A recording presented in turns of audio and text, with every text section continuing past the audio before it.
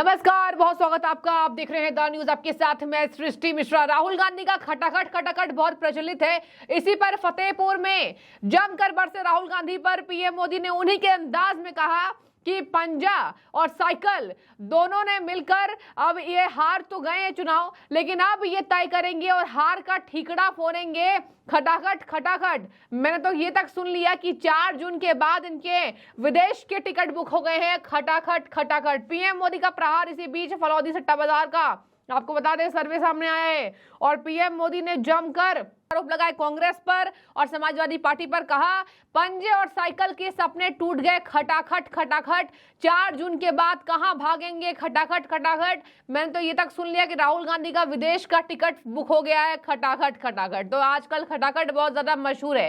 अब आते हैं फलौदी सट्टा बाजार पर। दर्शकों आपको बता दें, फलौदी सट्टा बाजार के हिसाब से जिस तरीके से चुनावी मौसम चल रहा है, आपको पता होगा सट्टा बाजारों में सीटों का आकलन होता है और इसी बीच बातचीत करें तो चुनावी मौसम के बीच आएगा तो मोदी ही, ये नारे लग रहे। क्यों मैं आपको बता रही हूं, एक बार सीट मैं आपको बताऊंगी, तुरंत बताऊंगी और ये तक बताऊंगी कि एनडीए को यहां पर फलौदी सट्टा बाजार के हिसाब से 400 से ज्यादा सीटें मिलने की कवायद तेज है। तो ये सर्वे के हिसाब से ये माना जाए और ये भी माना जा रहा है कि 1-2 सीटों पर ऊंच नीच मतलब कि रिजल्ट जो है इधर से उधर आ सकते हैं। आपको बता दें उत्तर प्रदेश जिस पर सबकी निगाहें टिकी हुई हैं, 80 में से कितना, आपको बता दें फलौदी सट्टा बाजार के हिसाब से उत्तर प्रदेश में 77 सीटें मिलने की कवायद तेज है। 77 आउट ऑफ 80 में से 77 सीटें मिलने की कवायद तेज है। फलौदी सट्टा बाजार बार मैं कह रही हूं।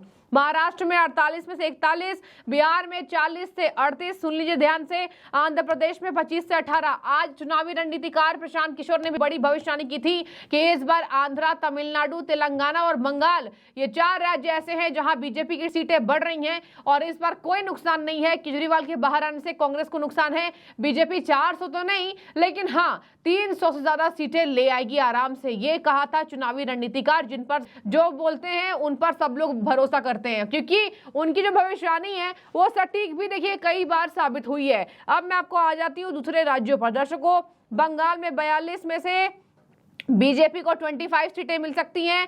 तमिलनाडु में 39 में से 5, मध्य प्रदेश में 29 में से 28, कर्नाटक में 28 में से 25, गुजरात में 26 में से 26 और राजस्थान में 25 में से 23, उड़ीसा 21 में 13, केरल 20 में 2, तेलंगाना 17 में 8, असम 14 से 13। तो देखिए ये सब तमाम आपको मैंने मेन राज्यों के नाम बताए हैं जहां पर बीजेपी जो है वो अच्छे मार्जिन से जीतती दिखाई दे रही है, लेकिन हमें इंतजार 4 जून को करना होगा। बातचीत करें पंजाब में बीजेपी 13 में से 3 सीटें जीत सकती है, झारखंड में 14 में से 12 और तेलंगाना में 17 में से 8, हिमाचल प्रदेश में 4 में से 3 और जम्मू कश्मीर बहुत अहम 5 में से 3। तो देखिए खैर ये तो फलौदी सट्टा बाजार का आया हुआ है और इसमें कहा जा रहा है कि 543 सीटों में से बीजेपी एनडीए को मिलाकर 411 सीटों पर विजय श्री प्राप्त होगी। और नोट किया जा रहा है इसमें कि इसमें से कुछ सीटें कम ज्यादा होने की स्थिति में भी बीजेपी एनडीए गठबंधन को 407 से ज्यादा सीटें मिलेंगी। तो ये था फलौदी सट्टा बाजार में पीएन राय नाम के यूजर ने इसका पूरा विश्लेषण दिया है और कहा है कि चुनावी मौसम आज के हिसाब से यानी 17 मई के हिसाब से बीजेपी एनडीए को 400 से ज्यादा सीटें देने की कवायद तेज कर रही हैं। देखने वाली बात होगी इसमें से क्या होता है। दिल्ली भी सुन लीजिए, दिल्ली में बता दें दर्शकों 7 में से 6 सीटें बीजेपी जीत सकती है और आज ही गौरव भाटिया राष्ट्रीय प्रवक्ता है बीजेपी के, उन्होंने कहा विजय चौक से आज तक का एक खास प्रोग्राम हो रहा था हल्ला बोल, और उसमें कहा है कि हम लोग जो है वो दिल्ली में भी जीतने वाले हैं पूरी की पूरी सीटें और इस तरीके से उत्तर प्रदेश में भी। बातचीत करें सबसे ज्यादा अहम है उत्तर प्रदेश और महाराष्ट्र और बिहार, बंगाल भी है। और देखिए इन चारों राज्यों में सबसे ज्यादा नजरें इसलिए टिकी हुई हैं क्योंकि ऊपर नीचे हो सकता है। इसी बीच सट्टा बाजार के हिसाब से पीएम मोदी को इस बार जनता इतनी सीटें देने की कवायद तेज कर रही है। अब आते हैं फतेहपुर की रैली में क्या कह दिया प्रधानमंत्री ने राहुल गांधी के ऊपर तंज कसा। राहुल गांधी ने एक रैली में कहा था हम आएंगे अगर सरकार में तो आपको पैसे देंगे खटाखट आपके बैंक अकाउंट में खटाखट ट्रांसफर होगा। पीएम मोदी फिर क्या था, वो तो किसी भी बात को मुद्दा बनाते ही हैं और पीएम मोदी बहुत एक कहा जाता है कि सटीक करेक्शन करते हैं और तुरंत एक क्विक चूजर हैं। और इसी तरीके से उस शब्द को उन्होंने पिकअप ठीक से उनका लिया और कहा कि राहुल गांधी और पंजा साइकिल जो है अब उनके सपने टूट गए। खटाखट खटाखट 4 जून के बाद प्लानिंग हो रही है, किस पर हार का ठीकरा फोड़ा जाएगा। खटाखट खटाखट और विदेश यात्रा तक राहुल गांधी की बुक हो गई है। साथियों, पंजे और साइकिल के सपने टूट गए। खटाखट खटाखट।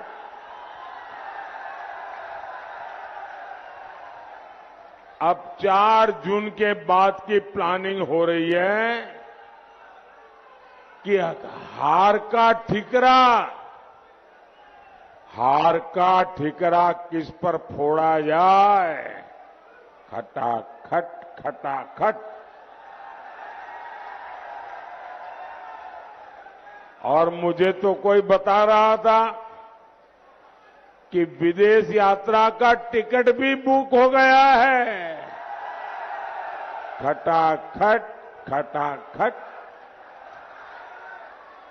साथियों, यूपी में कांग्रेस का कोई वजूद नहीं है।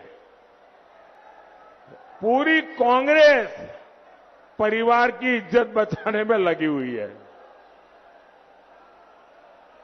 लेकिन फिर भी हर चुनाव में 2 लड़कों की जोड़ी लॉन्च हो जाती है, क्योंकि कांग्रेस और सपा दोनों की कुंडली मिलती है, सारे गुण मिलते हैं।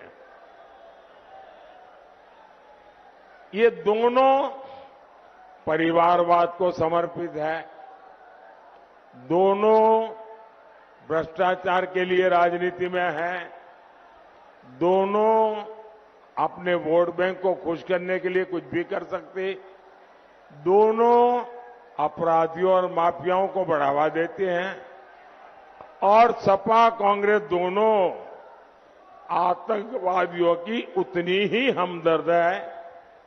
इसलिए जब सपा कांग्रेस सत्ता में आती है तो आतंकवादियों को खुली छूट मिल जाती है। और सपा का तो सिद्धांत ही रहा है, उत्तर प्रदेश का बच्चा बच्चा जानता है, उनका तो गवर्नेंस का मॉडल ही था 1 डिस्ट्रिक्ट 1 माफिया। हर जिलों को ये लोग एक गुंडे माफिया को ठेके पर दे देते हैं। माफिया व्यापारियों से वसूली करते हैं, अपहरण उद्योग शुरू हो जाता है, फिरौती वसूली जाती है, हमारी बहन बेटियों का घर से निकलना मुश्किल हो जाता है। आप सबने वो दिन देखे हैं, लेकिन जब से हमारे योगी जी, हमारे केशव प्रसाद मौर्य, यहां जब से भाजपा की सरकार आई है, आजकल ये माफिया माफी मांगते घूम रहे हैं, लेकिन सपा का माफिया मोह अभी खत्म नहीं हुआ है। इनके मुखिया माफिया की कब्र पर फातिहा पढ़ते घूम रहे हैं। साथियों, तुष्टीकरण के लोग किसी भी हद को पार कर सकते हैं। कांग्रेस और कश्मीर में अलगाववादियों की जमानत को खाद पानी देती थी, पाकिस्तान हमारे देश पर हमला करता था, कांग्रेस सरकार उसे क्लीन चिट देती थी। और साथियों, ये लोग आतंकवाद का आरोप किस पर लगाते थे? इन्होंने भगवा आतंकवाद के नाम पर एक नया झूठ गढ़ा था। और यूपी में क्या हालात थे? सपा सरकार दंगाइयों की खातिरदारी करती थी, दंगाई मुख्यमंत्री से मिलने के लिए हेलीकॉप्टर से जाते थे और सरकार आतंकवाद के आरोपियों से मुकदमे वापस लेती थी। आज ये लोग समाज को बांटने के लिए फिर से जहर घोल रहे हैं। भाइयों और बहनों, सपा कांग्रेस को लगता है कि हमारे समाज को तोड़कर अपना काम बना लेंगे, इसलिए इनके हौसले बढ़ गए हैं। कांग्रेस के शहजादे राम मंदिर पर ताला डलवाने का ख्वाब देख रहे हैं। सपा के बड़े नेता कहते हैं राम मंदिर तो बेकार है। इनका गठबंधन देखिए, इनके गठबंधन के लोग कहते हैं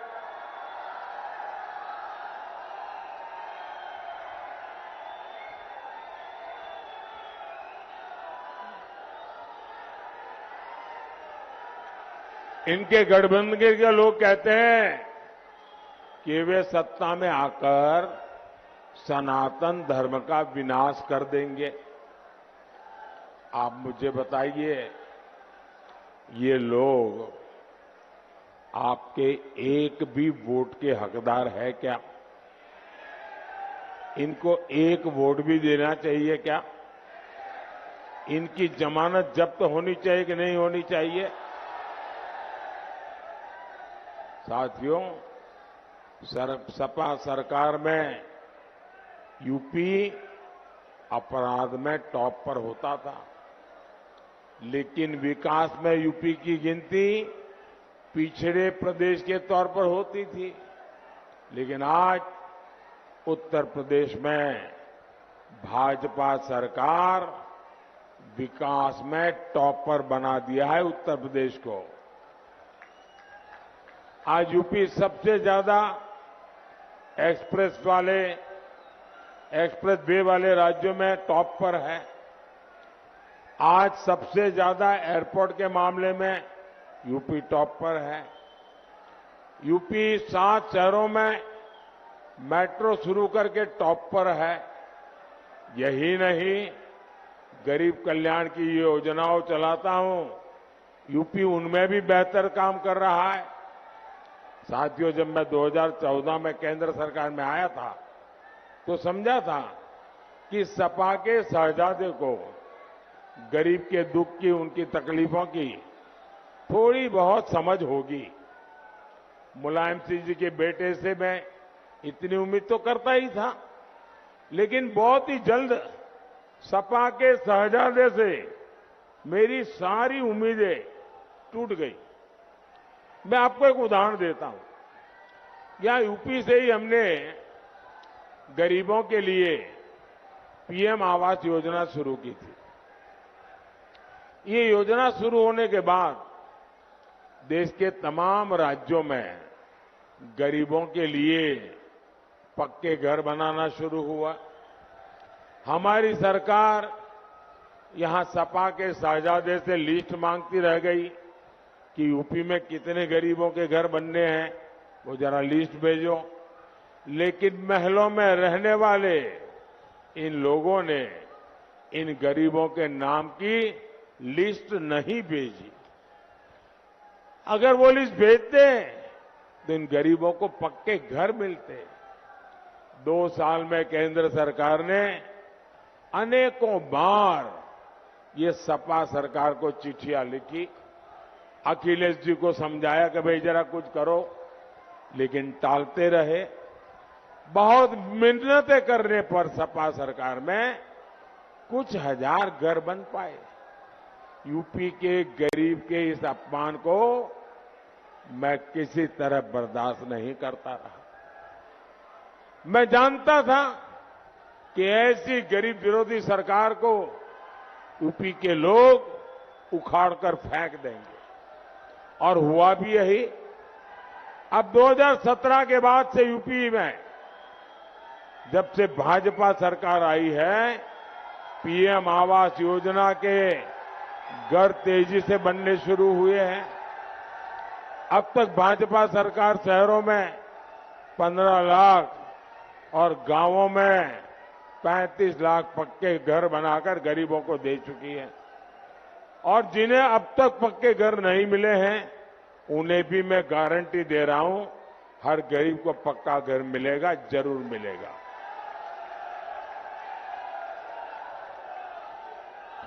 साथियों, विकास कैसे होता है, ये फतेहपुर, बांदा और कौशांबी के लोग खुद महसूस कर रहे हैं। पहले इंफ्रास्ट्रक्चर के मामले में इस क्षेत्र को पिछड़ा कहा जाता था, लेकिन आज आप देखिए कानपुर कोलकाता हाईवे अब 6 लेन का हो रहा है। आज यहां लिंक रोड्स, ओवरब्रिज हो, अमृत रेलवे स्टेशन हो, हर तरफ हो रहा विकास, यहां का भाग्य बदल रहा है। साथियों, पहले पाइप से गैस गिने चुने शहरों में पहुंचती थी, लेकिन अब वही सर्विस फतेहपुर में शुरू हो चुकी है। बाकी जिलों में भी इसका विस्तार किया जा रहा है। यहां सीमेंट फैक्ट्री का काम भी शुरू हो गया है। इससे यहां के युवाओं को बड़ी संख्या में रोजगार मिलेंगे। हमारी सरकार ने एमएसएमई के लिए भी आसान लोन और क्रेडिट जैसी योजनाएं बनाई। उसका लाभ फतेहपुर के लोगों को हुआ है। आप मुझे बताइए, कांग्रेस के 60 साल में आपने ये बदलाव कभी देखा था क्या? सपा के माफियाओं से आप इस विकास की उम्मीद भी कभी कर सकते थे क्या? साथियों, 20 मई को आपका एक वोट देश का भविष्य तय करेगा। यूपी के विकास के लिए मोदी की हर गारंटी पूरी हो, इसके लिए मुझे आपका आशीर्वाद चाहिए।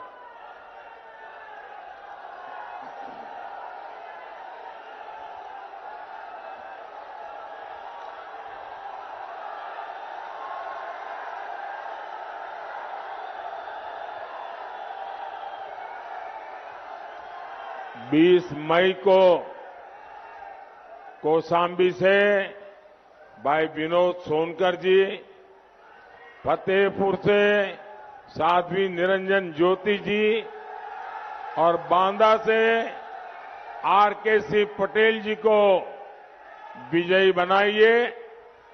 ज्यादा से ज्यादा मतदान कराओगे, मतदान ज्यादा कराओगे, पुराने सारे रिकॉर्ड तोड़ोगे, पोलिंग बूथ जीतोगे। बोलिए भारत माता की, भारत माता की, भारत माता की। बहुत बहुत धन्यवाद।